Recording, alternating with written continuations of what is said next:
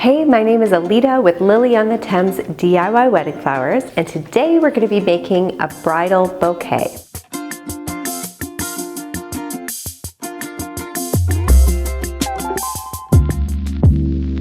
What you're going to need for this bridal bouquet in terms of tools and supplies is some double-faced satin ribbon or whatever ribbon you like, some waterproof flower tape, some bunch cutters. All of this can be found on our website, lilyontheThames.ca, and then some ribbon, really sharp scissors, just to make nice fresh cuts on your ribbon. And then finally, you're gonna need a vase with just a little bit of water, because we don't want to get the ribbon wet, and a short vase so that we can place our bouquet in once we're all done.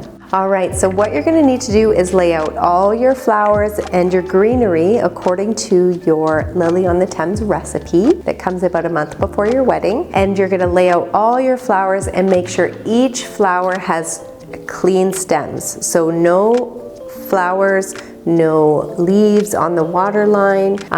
You want every flower, roses, everything to have no leaves, because you want the bottom of your bouquet to just be clean looking, professionally made, and that's what's gonna make the difference for you. The first step in assembling your bouquet is taking two hardy stems. So what I mean by that is this would be a hardy stem, this would be a flimsy stem. So see what I mean there is this one stays more sturdy. So you're gonna start with two sturdy stems.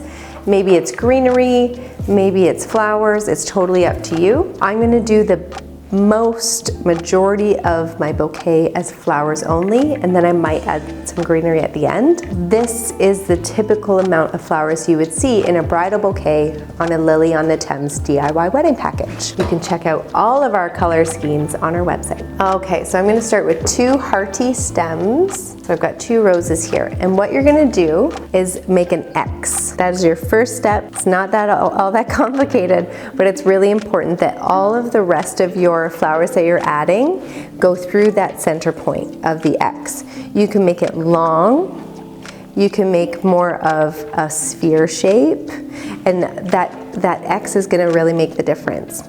And you're gonna want to place the flowers all in the same direction. So I'm starting with this one with the stems pointing to my left. So every stem I'm adding from this point on is going to be the flower head is pointing left. Don't worry, don't stress, it will become clear soon. Okay, so every stem that I'm gonna place in my bouquet is going to go in the same direction. And that's what's gonna give you the nice spiral stems at the bottom and make it really professional looking. So I'm gonna place the stem with the flower head pointing to my left. You can do it either way as long as you're continuing in the same direction. So I've got that, and then I'm gonna go in and place another stem. I'm always gonna place it with the flower head pointing to the left. It's going to go through the X again. Hope that makes sense so far. Then what you're going to do is you're going to turn the bouquet 180 degrees. So see how this stem is still pointing to the left? And then I'm gonna add another flower. And then I'm gonna turn it around. And I'm gonna add another flower. So I've got stems, I've got them placed on either side. Anytime I'm placing a stem, the heads of the flowers are gonna go to the left. So I'm gonna add one more on this side here, turn it around, and I'm gonna keep going adding flowers. Don't worry, we're gonna adjust them all at the end, so if it's not looking exactly the way you were thinking, don't worry, they're all gonna get moved at the end. But this is to get that spiral look and approximate flower places. I'm gonna turn it each time, and each time the flower head is gonna point to the left. So I keep turning, keep placing, and I'm just trying to do everything at different angles so that it really lets each flower show its bloom and just looks so pretty and individual. I like to put smaller flowers a little bit further out, Larger flowers, a little bit more in. But you do you. You do what makes you happy. You're the one who's gonna hold it on your special day. So you can see I'm about 3/4 of the way through my flowers, and you're really starting to see that spiral on the bottom, and see there's no foliage on the bottom. There's nothing that makes it look unprofessional or ugly. It's gonna look so good. So I'm gonna keep going and turning and moving and adding. Now you could add in as many greenery pieces as you want to this. I wanted more of a floral look.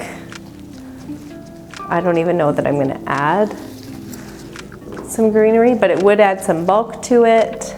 It's totally up to you. You wanna have a loose grip, not too tight. You don't wanna crush those stems, but see how it's starting to really come together here. Looks like a hot mess until it looks good. So don't be too hard on yourself. Okay, so I've got my flowers in now, and watch what this next step does to really elevate your design. Some of the flowers are a little bit squished in there right now, so this next step is gonna bring some of those blooms out, make it a little bit more wispy, make the bouquet a little bit bigger. If you like it more tight in there, that's totally fine. Do whatever makes you happy, but what makes me happy is whimsical flowers. So I'm gonna pull out the stems. I use the stem to pull it out, not the bud of the flower, because I don't want any heads popping off. But I just kind of pull out each one and give them a little bit more room.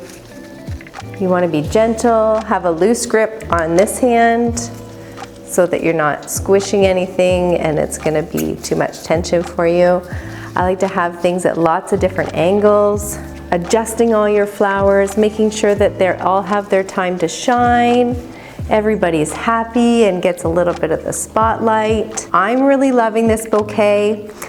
Helpful tip, have a mirror off to the side or in front of you so that you can see it for where you would be carrying it, because that's where you're going to want to put your focus, right? Is making sure that the way you're holding it is going to look awesome. So this is a typical size for a Lily on the Thames bridal bouquet plus greenery. I have more of a flower look, but if you wanted more green in it, you would just add the greenery stems as you go. Totally up to you and the look that you're going for.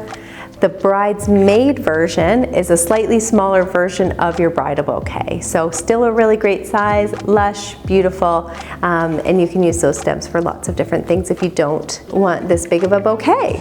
Okay, so once you're happy, after you've moved all those stems and it's where you want it to be, you've looked at a mirror, you know it's the look you're going for, then you are ready to tape it up. And what you're gonna wanna do is go around the edge, that center point, where the spiral begins.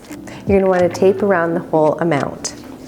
You're gonna wanna tape around all the stems with that tape. If you don't feel it's sturdy enough, grab another piece of tape, of that floral waterproof tape, and go around one more time. It doesn't need to be crazy tight, but tight enough that your flowers aren't gonna move around. All right, so now I'm ready to put my ribbon on. So I carefully lay my bouquet down on the table. I get my ribbon. I'm gonna use 2 for my bridal bouquet. I get 2 pieces of ribbon and I wrap it around once, bring them back up, and then I tie the pieces together. I just do a simple, pretty double knot.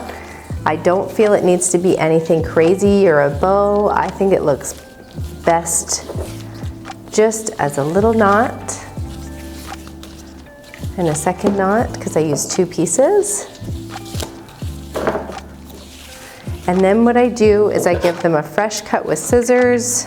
Some people like long trails, some people like short trails of their ribbon. It's totally up to you. Just make sure it's really clean cuts. And then once you have that ribbon on, then, and only then, you're gonna go and cut the stems. So I wanna make sure that my bouquet is got short enough stems that I can hold it forward in a photo. So what I mean by that is, if you hold it like this, it looks great. If you hold it forward, it looks a lot better. So you want to have short enough stems that the bride can do that. All right, so I'm gonna cut my stems with my bunch cutters on a really clean, nice angle.